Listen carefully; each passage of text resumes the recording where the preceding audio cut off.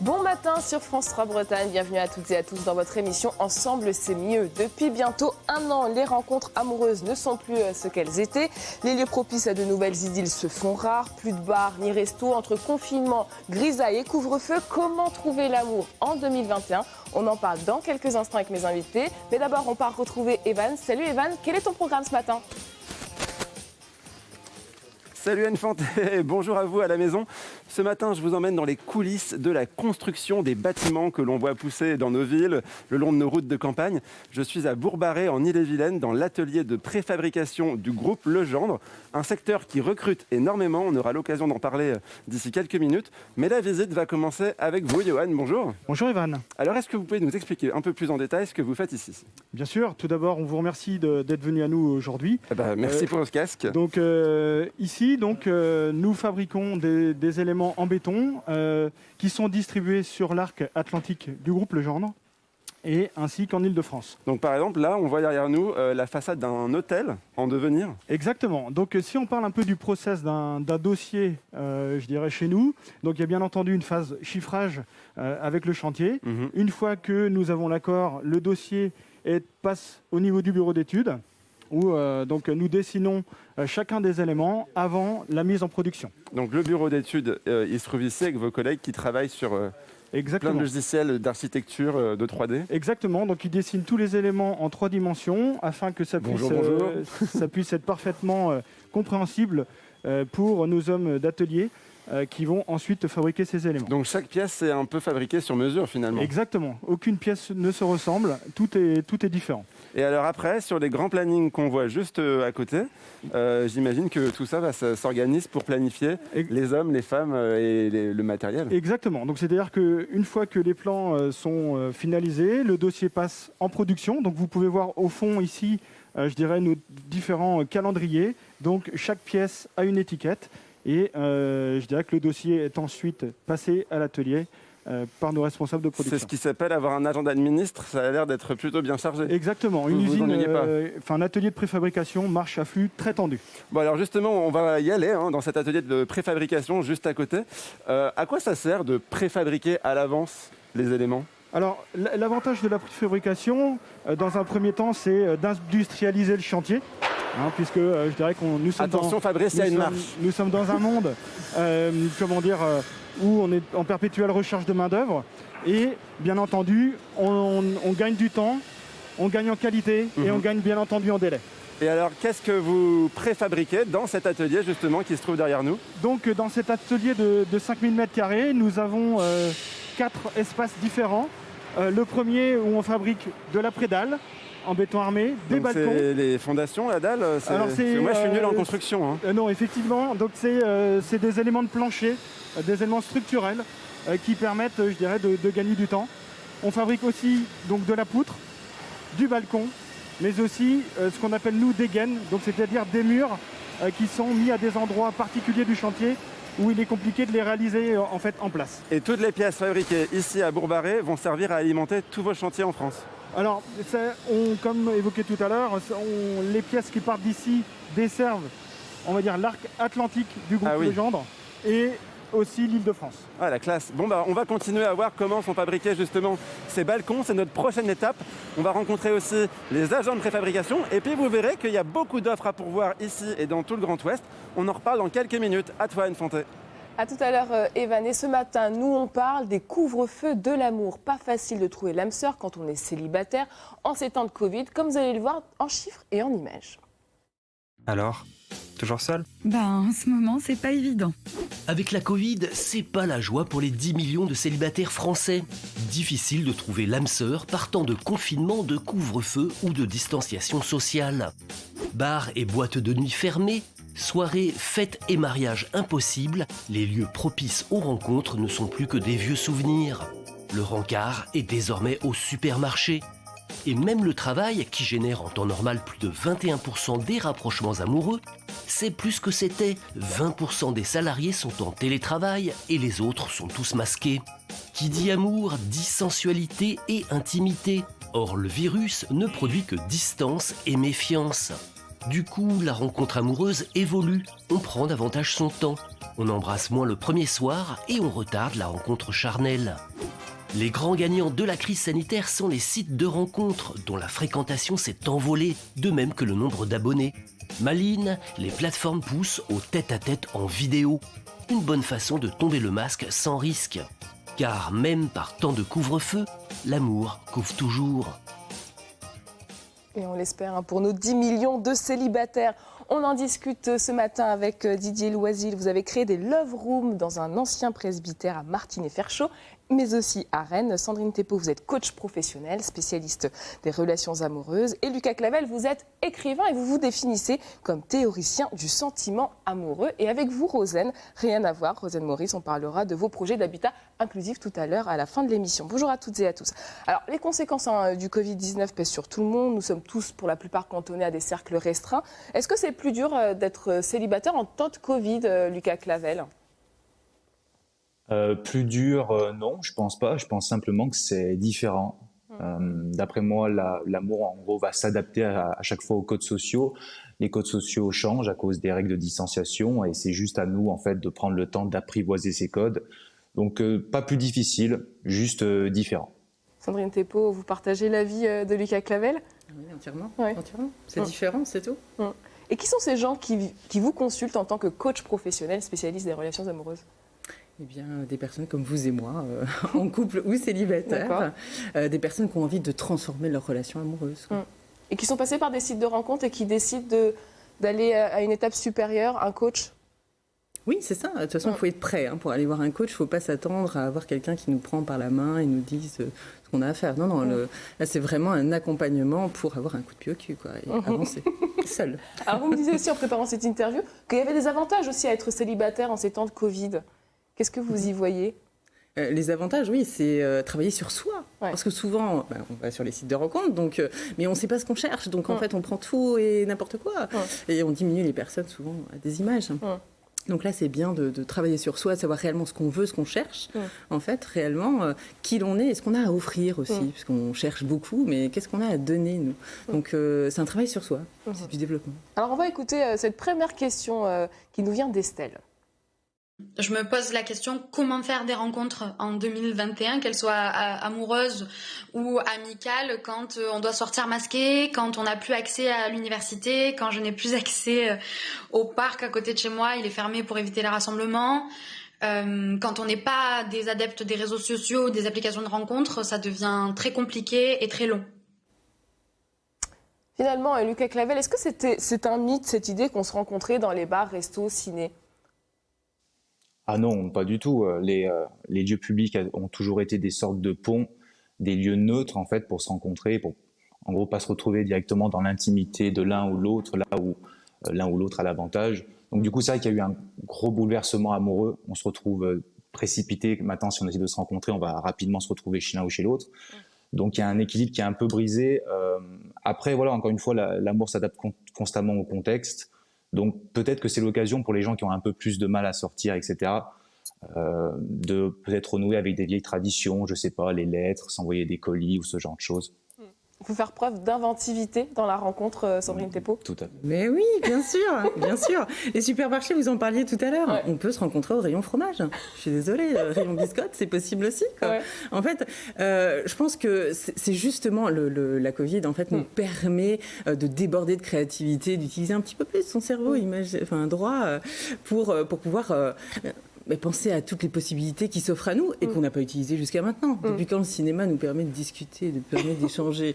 Il est fermé. Là, c'est l'occasion. Est-ce que c'est une inquiétude que ressentent les gens qui vous consultent ? Cette idée de se dire, il n'y a pas de bar, pas de resto, pas de salle de ciné, comment je fais pour rencontrer quelqu'un ? Oui, c'est ça. Moi, je ne détiens pas les réponses. Elles connaissent elles-mêmes leurs réponses. Donc, elles savent qu'elles ont des capacités plus importantes que les miennes, vu que moi, je ne cherche plus. Et donc, de ce fait, la créativité déborde et voilà, les réponses viennent tout de suite. Il paraît que les rencontres promenades ont explosé aussi. Exactement. Ouais. En fait, j'ai reçu un mail dernièrement qui me disait « On ne lâche rien, Sandrine, on a créé une sorte de love randonnée ». C'est-à-dire qu'en fait, ils se retrouvent tous pour faire des randonnées entre célibataires.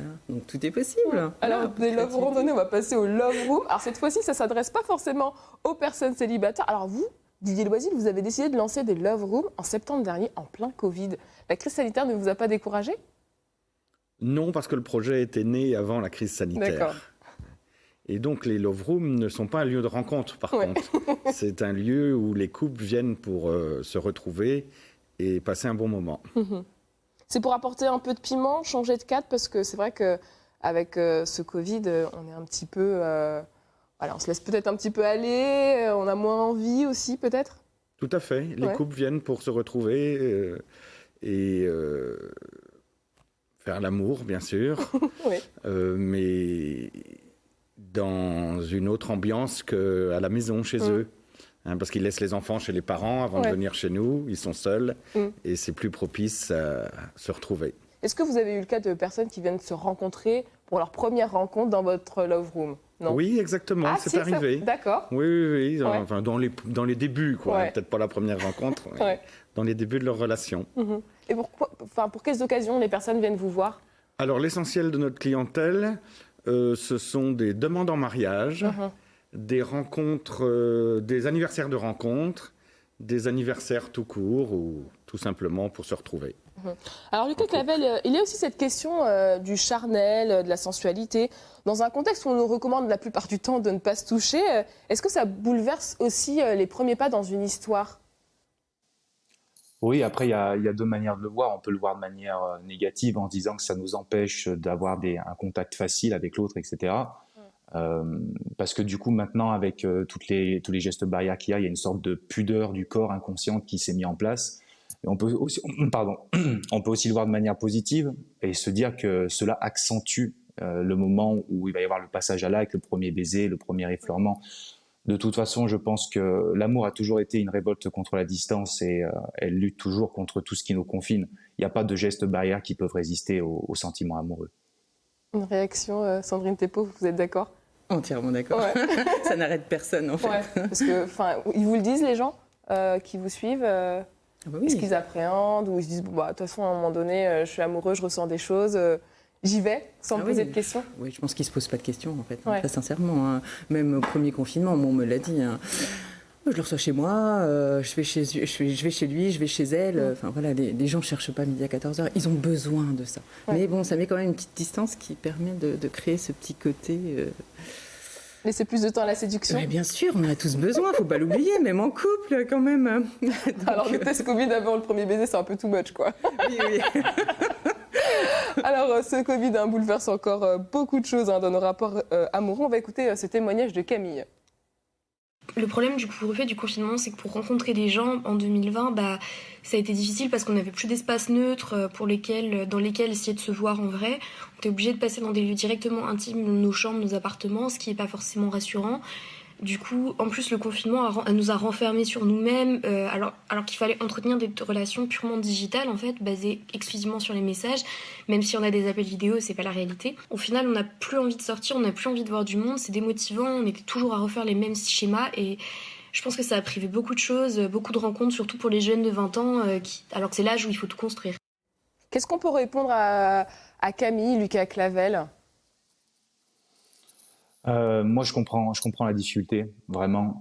Après, je pense à quelque chose qui peut être un peu le contre-coup de tout ça. Il ne faudrait pas non plus se retrouver dans une situation où, par manque, tout simplement, on se retrouve à se précipiter dans n'importe quelle relation. Toujours peut-être garder un peu de prudence, même si c'est pas vraiment évident. L'amour est une question de rythme, et le rythme a été complètement bouleversé.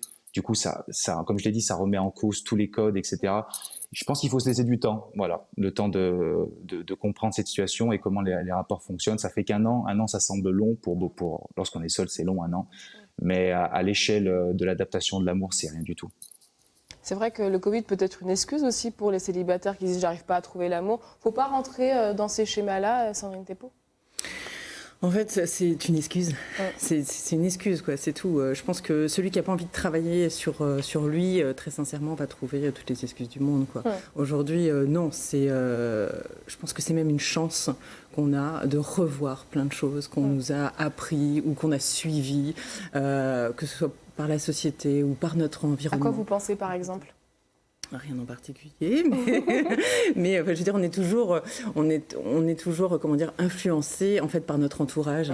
On nous a toujours dit qu'il fallait que, il n'y a rien d'obligatoire. On peut créer sa propre histoire à sa façon, et même s'il y a le Covid, bien au contraire, ça nous permet, je le disais tout à l'heure, une belle remise en question, et puis un bel avancement, une belle transformation, pour ensuite créer de vraies relations. Et c'est aussi peut-être le moment de lâcher prise, c'est ça aussi?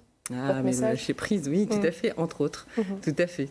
Alors le lâcher prise, on peut aussi le faire dans les Love Rooms, mais pourquoi vous avez lancé un tel concept, Didier Loisel? Eh bien, écoutez, j'ai découvert ce concept avec ma compagne il y a quelques années, parce que c'est un phénomène, les Love Rooms, qui nous vient du Japon. D'accord, ça date de quand à peu près, ce phénomène? C'est arrivé en France il y a 3 ans environ. D'accord. Voilà, et le concept m'a beaucoup plu. Par contre, nous, on a voulu s'orienter vers des love rooms grand standing. D'accord.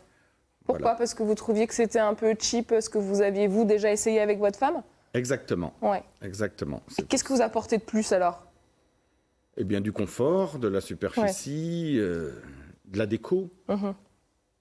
Et puis cette bâtisse qui est magnifique... c'est un plus. Alors j'imagine que vous discutez un petit peu avec vos clients avant qu'ils arrivent et après, avant leur départ, disons.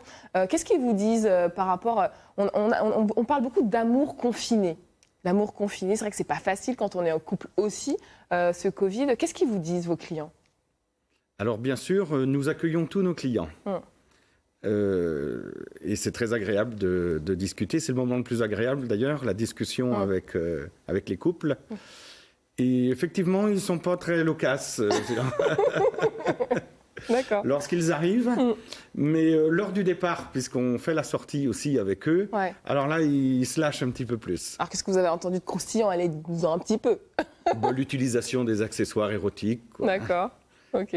Voilà, et ils sont tous ravis d'avoir passé un excellent moment sans les enfants, dans un endroit particulier. D'accord. Lucas Clavel, sur cette question de l'amour confiné, qu'est-ce qui se joue finalement dans un couple en ce contexte sanitaire? À quoi faut-il être vigilant? Encore une fois, je pense que ça ne change pas tellement d'habitude. C'est peut-être au contraire une accentuation de ce qu'il y a d'habitude, tout simplement.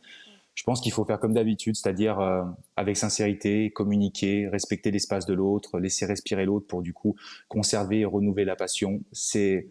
Je pense que c'est même une bonne occasion, il faut toujours essayer de voir un peu le côté positif de la situation, c'est une bonne occasion d'apprendre à se connaître, peut-être apprendre à se retrouver tout seul et à vivre ensemble. Sandrine Thépeau, au fond, qu'est-ce que change le Covid sur nos rapports amoureux? Si vous aviez peut-être une petite analyse sur cette question. Je dirais un travail sur soi, en fait, qu'on soit en couple ou pas. En fait, c'est ce que je prône depuis tout à l'heure, mais c'est vraiment ce que je vois au quotidien. Et surtout pour les couples, parce que quand ils se retrouvent confinés, bloqués plus tôt, on ne fait plus rien le soir. La communication, on vient d'en parler, c'est juste l'essentiel et on a tendance à l'oublier. Alors j'avais lu ce chiffre, le nombre de naissances et de mariages est le plus faible jamais enregistré depuis la Seconde Guerre mondiale. Qu'est-ce qu'on peut dire de ça, Lucas Clavel? C'est un bon signe, plutôt un mauvais signe? Un bon signe, je ne sais pas. Non, c'est simplement, c'est un fait, c'est une réalité. Forcément, on a d'autres préoccupations. On a peur, tout simplement. Je pense que beaucoup de gens ont peur, beaucoup de gens se retrouvent seuls. On a moins envie de fréquenter les gens, on a moins envie de prendre le risque. Et puis, je pense qu'il y a aussi de cette philosophie de la vie de se dire qu'à partir du moment où on essaie de créer une famille, c'est pour offrir un avenir sûr à nos enfants. Et dans ce contexte actuel, faire grandir un enfant, je peux comprendre que ce soit angoissant. Et nous, on va finir avec... c'est bientôt la Saint-Valentin?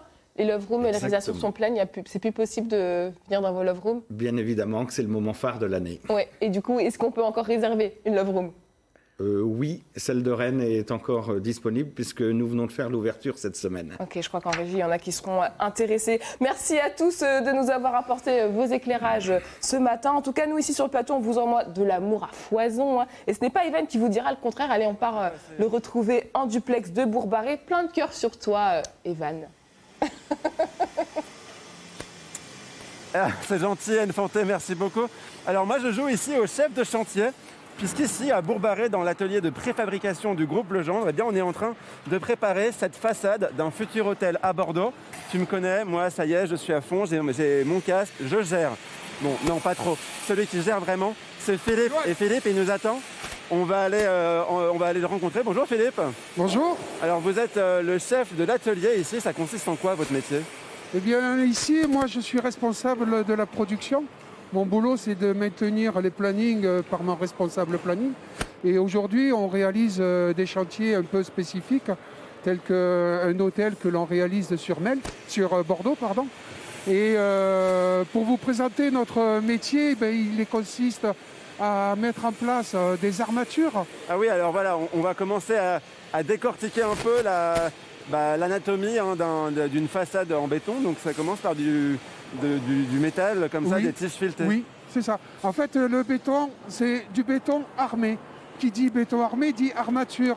Qui dit armature, ce sont des aciers. Sans quoi notre béton n'a aucune résistance. Et alors ça, me dites pas que c'est pas du métal, c'est tout léger? Non, ce sont des éléments, c'est du styrodure, hein, ce sont des matériaux qui nous permettent de réaliser des inserts, ce qu'on appelle des inserts, des coffrages pour étancher et donner des réservations pour la pose de chantier.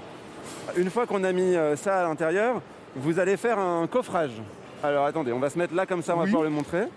Alors ici, on a la partie coffrage. Donc ce sont des moules la particularité de ces moules, il faut qu'ils soient étanches pour éviter que toute laitance et fuite ne se fasse, sinon le résultat n'est pas ce que l'on attend. Alors je ne sais pas si on arrive à le voir à la caméra, mais dans la grosse bonbonne jaune là-bas, c'est du béton qui arrive directement de la salle d'à côté.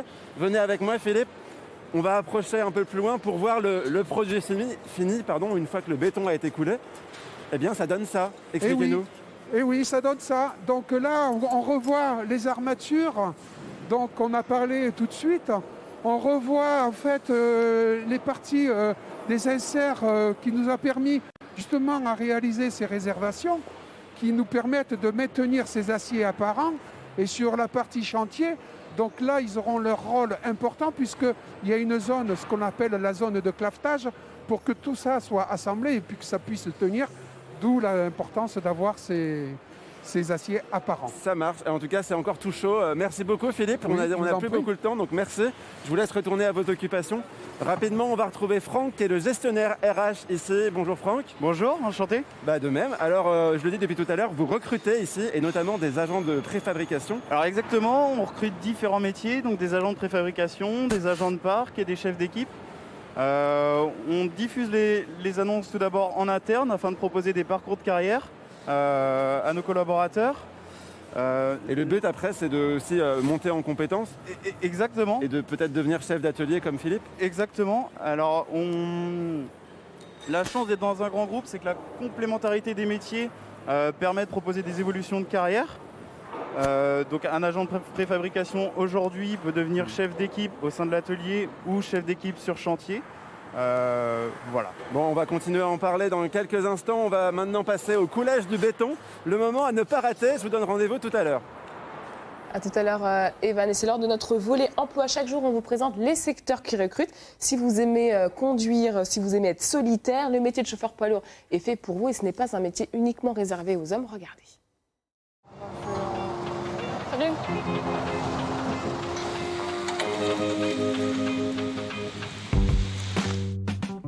Je m'appelle Olympe Athénaïs Durier, je viens d'avoir 26 ans et je suis conductrice poids lourd en benne.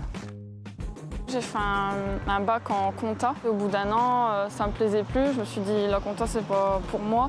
J'avais pas envie d'être enfermée. Vu que j'étais passionnée de camion depuis mes 15 ans, je me suis dit, bon, je vais essayer. Et puis voilà, donc ça fait 1 an et demi maintenant, je suis conductrice.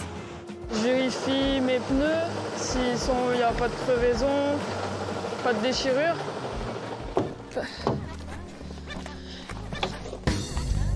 Le matin, je pars à l'heure que je veux. C'est moi qui décide selon combien de temps je vais mettre pour arriver chez le client, à quelle heure il ouvre. Nous, maximum, on peut faire des journées de 15 heures, mais on peut en faire que 11 ou que 12, ça dépend. Là, ce matin, on charge des betteraves. Je suis conductrice poids lourd en benne, donc je fais tout ce qui est transport de vrac, blé, orge, colza, et on va aussi en carrière, donc tout ce qui est cailloux, sable. Salut Patrick, salut Florent, salut bisous. Vu que c'était plutôt un métier d'homme, moi au début ça a été un peu compliqué. Toutes les semaines je me disais bon c'est peut-être pas fait pour moi, j'arrive pas à faire ça, j'arrive pas à faire ci. Et puis ils ont tous été là en me disant que même eux, ça a été compliqué pour eux. Donc que ça soit un homme ou une femme, au début c'est normal, c'est un métier un peu compliqué. Je me suis dit, si ça te passionne, si tu es motivé, tu peux y arriver. Là, c'est mon poste de travail. Ici, vous avez mon lit. Et puis après, voilà, quoi, tous les rangements, c'est un peu notre deuxième maison. Toujours, je me dis, heureusement que j'ai fait ça, j'ai la chance de pouvoir faire ce métier-là, d'aimer ce que je fais. On est tout seul, donc on est un peu libre de faire ce qu'on veut. C'est le portrait d'Olympe, conductrice de poids lourd. Toutes les infos sur les formations et les offres d'emploi en Bretagne. C'est avec vous, Catherine Chaffard. Bonjour Catherine. Vous êtes conseillère Pôle emploi à Lorient. Alors l'activité d'un conducteur ou d'une conductrice de poids lourd varie selon plusieurs éléments. Hein. Oui, tout à fait. Donc bonjour à tous. Donc l'activité peut varier déjà selon le type d'entreprise, selon que ce soit des entreprises du bâtiment, des entreprises, des collectivités. On peut faire aussi du local, du régional, du national ou de l'international qui vont entraîner des découchés. Donc c'est vraiment un métier varié où chacun peut trouver sa voie. Chaussure à son pied, comme on dit. Et il ne suffit pas seulement d'avoir son permis C pour exercer le métier. Hein. Il existe des formations aussi. Tout à fait. Alors les incontournables, c'est le permis C, plus la FIMO qui est la formation initiale minimum obligatoire, ainsi que la carte qualification conducteur. Après, les formations vont du CAP conducteur routier jusqu'au bac pro exploitation des transports. Et quelles sont les offres d'emploi à pourvoir en Bretagne, Catherine ? Alors aujourd'hui, je dirais que c'est un secteur qui roule très bien, où il est facile de trouver un emploi, puisqu'aujourd'hui, il y avait 596 offres disponibles sur toute la Bretagne. Sachant qu'en ce moment, on a un événement qui est le Supply Chain, qui se déroule jusqu'au 14 février, qui est le rendez-vous des métiers de l'emploi dans la logistique et le transport dans le Grand Ouest, avec plus de 90 événements organisés, dont un salon en ligne du 8 au 12 février, qui va permettre de trouver facilement. Merci beaucoup Catherine pour toutes ces précisions. À bientôt. On quitte les autoroutes pour braquer nos projecteurs sur votre initiative. Rosanne Maurice, vous êtes la présidente de l'association Famille Solidaire de Bretagne. Vous avez lancé un projet d'habitat inclusif, dispositif qui permet à des personnes vulnérables d'être en colocation. Et cette idée, elle a germé parce que vous étiez directement concernée par le sujet. Oui, tout à fait, puisqu'en fait, je suis la maman de Gaël, qui avait à l'époque 23 ans, qui était accompagnée donc, dans un établissement spécialisé pour adultes. Mais on a essayé en fait, de créer pour lui un projet qui prenne à la fois en compte ses besoins en soins, effectivement, mais également un projet qui puisse lui permettre de vivre le plus possible avec et comme les autres. C'est quoi l'idée de cette colocation ? Alors, expliquez-nous comment ça marche. Alors, en fait, c'est une colocation. Alors, on appelle habitat inclusif, en fait, parce que la loi Elan est venue donner cette définition de l'habitat inclusif pour les personnes vulnérables, que ce soit par l'âge, la maladie ou le handicap.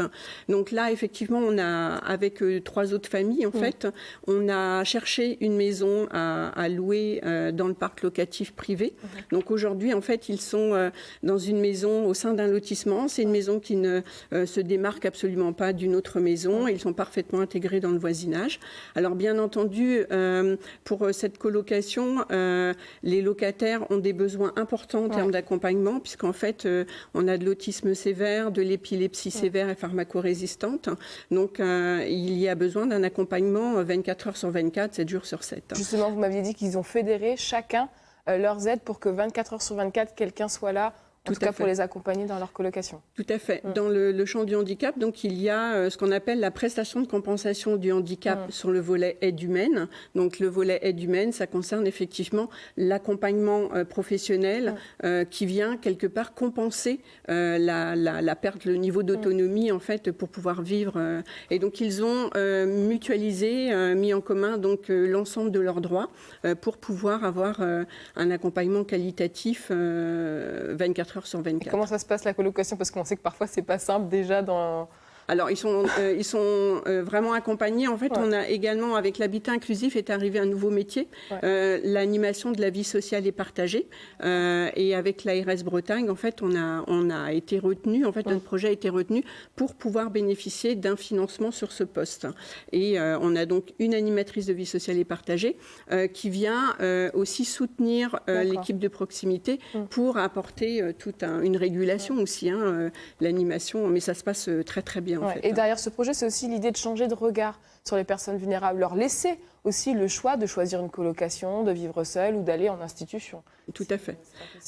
L'habitat inclusif, en fait, justement, c'est aujourd'hui une alternative au tout domicile et à l'institution. C'est une troisième voie, en fait, dans l'accompagnement, en fait, des personnes vulnérables. Et effectivement, l'objectif est de permettre à ces personnes de pouvoir vivre le plus possible avec et comme les autres. Et donc, effectivement, de permettre aussi à la société de changer de regard sur les personnes vulnérables, puisqu'elles viennent vivre avec nous, en fait, aujourd'hui. Et ces initiatives, elles fonctionnent aussi parce qu'il y a des propriétaires qui acceptent de jouer le jeu. Tout à fait. Donc là, déjà sur la première colocation, on a effectivement la propriétaire de la maison qui a favorisé notre projet parce qu'elle le trouvait super sympa. Et dernièrement, donc, on a eu un propriétaire à proximité en fait de la coloc actuelle qui de fait connaissait notre projet et qui part vivre à l'étranger, qui nous a proposé sa maison en location pour faire une coloc.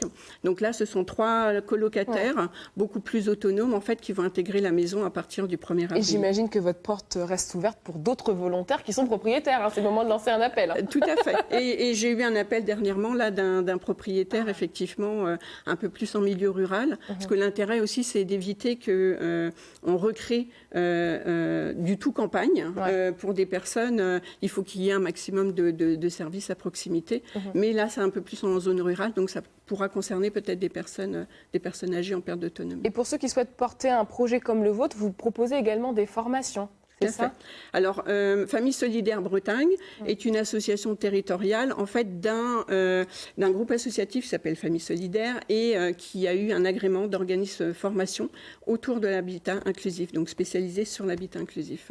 C'est le premier organisme français à avoir. Et s'il y a des familles aussi qui souhaitent imaginer une colocation, l'idée c'est qu'ils vous appellent et que vous créez un groupe pour peut-être trouver par la suite un domicile, c'est ça Tout à fait. En fait, on ne construit pas un logement pour y mettre des personnes. On part avec un groupe de personnes pour pouvoir justement construire avec eux un projet, en fait. Sur un territoire qui les intéresse. En fait. Merci beaucoup Rosane Maurice pour votre témoignage. On vous souhaite encore d'autres habitats inclusifs. Et pour celles et ceux qui souhaitent aussi... et j'ai oublié une petite adresse. Pour ceux qui souhaitent vous contacter, rendez-vous à l'adresse ostavi.com. Et vous aussi, sachez que depuis chez vous, vous pouvez monter des colocations solidaires. Vous voyez comment ça marche.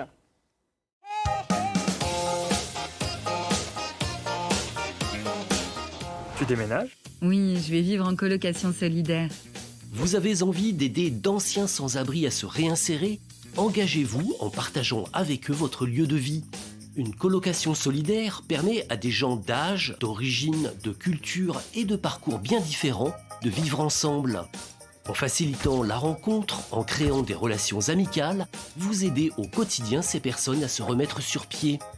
Quelques associations telles que l'APA, l'Association pour l'amitié, ou Lazare proposent ce dispositif.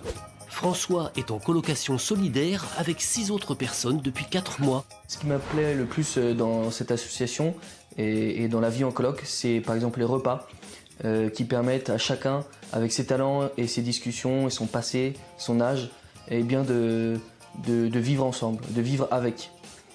Ce qui m'a fait venir à Lazare, c'est que à Dublin, suite à un défaut de paiement par mon employeur pendant le mois d'octobre, j'ai été obligé de trouver une tente pour dormir. et j'ai été accueilli par des SDF dublinois, et ce qui m'a vraiment permis de comprendre la solidarité dans ce milieu.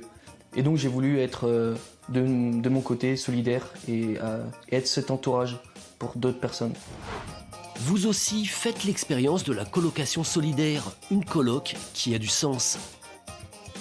Vous savez tout sur les colocations solidaires. À vous de jouer maintenant. Il est temps d'aller retrouver Evan. Evan qui nous attend ce matin à Bourg-Barré. C'est à toi, Evan.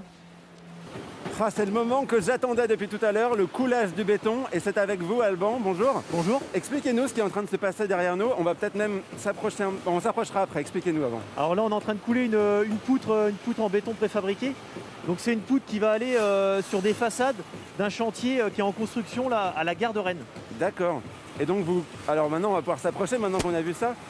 Vous coulez le béton qui est fabriqué juste à côté dans un moule qui, lui, n'est pas en béton. Alors oui, non, là, c'est un moule métallique et toutes les incorporations à l'intérieur, c'est que du coffrage bois à l'intérieur. Donc c'est un coffrage mixte. Et le béton, ici, tombe du ciel, en fait. C'est ça. C'est pas la pluie, c'est du béton. Quand on voit ce genre d'armature, on voit du bois, on voit du béton, on voit du métal. Ça veut dire que quand on travaille ici, il faut aussi connaître un petit peu dans tous ces matériaux. Disons qu'en fin de compte, notre métier, il n'y a pas de parcours type pour exercer notre métier. Mais par contre, on fait appel à différents corps de métier, aussi bien des menuisiers, des métalliers, des gens qui viennent du béton, du gros œuvre. Ouais. Donc c'est vraiment un domaine varié. J'imagine qu'on peut se former sur place. On se dirige un petit peu par là-bas, ça c'est le rendu final, c'est ça? Oui, alors ça c'est... Donc là, on a vu la poutre en coulage, et là c'est l'élément fini, prêt à être posé sur le chantier. Là, il est tel qu'il va être livré sur le chantier. Vous vous ennuyez jamais en fait, c'est toujours des pièces un peu sur mesure? C'est toujours des pièces sur mesure, après les principes restent plus ou moins les mêmes. Mais c'est vrai que c'est très rare qu'on fasse deux pièces identiques. Vous avez une idée du nombre de pièces qui est réalisé là, en un an ici? Alors après, ça dépend des effectifs. Hein. C'est vrai que et puis de la complexité des pièces. Mais c'est plusieurs milliers. C'est plusieurs milliers. Alors après, pour avoir une ordre d'idée sur ce chantier-là, donc ces pièces vont aller sur un chantier à la gare de Rennes. Il y a 3 bâtiments à monter, c'est 2500 pièces. Ah oui. Ça va occuper une équipe d'à peu près 10 personnes pendant un an. Ok, merci pour ces infos, Alban. Et justement, les équipes, toutes les équipes ici ont besoin de renforts. Alors on va en parler avec Franck qu'on retrouve. Salut Franck. Ici, vous recrutez, on a vu tout à l'heure, des agents de préfabrication, d'autres secteurs et aussi des apprentis. Est-ce que vous pouvez nous en parler? Des apprentis, oui. Alors on mène une politique volontariste auprès des jeunes, donc par des stages ou de l'alternance.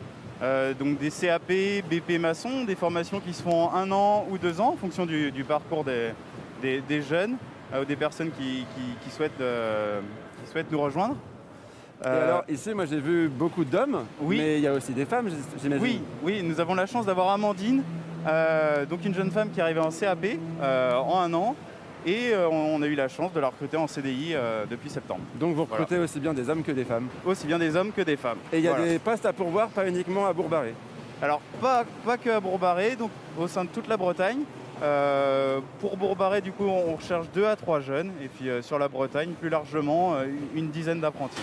Comment on fait pour postuler? Apprenti ou CDI d'ailleurs? Apprenti, CDI ou stage. Je vous invite du coup à candidater directement sur le site du groupe, donc www.groupe-legendre.com. Et ben voilà, le message est passé. Moi aussi, je sens qu'on est en train d'essayer de me débaucher ici.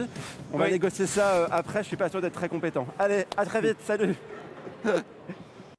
Merci Evan, merci à tous nos invités d'avoir été avec nous ce matin. Retrouvez dans quelques instants votre journal régional. Je vous souhaite une très belle journée sur France 3 Bretagne et à bientôt. Hey, hey.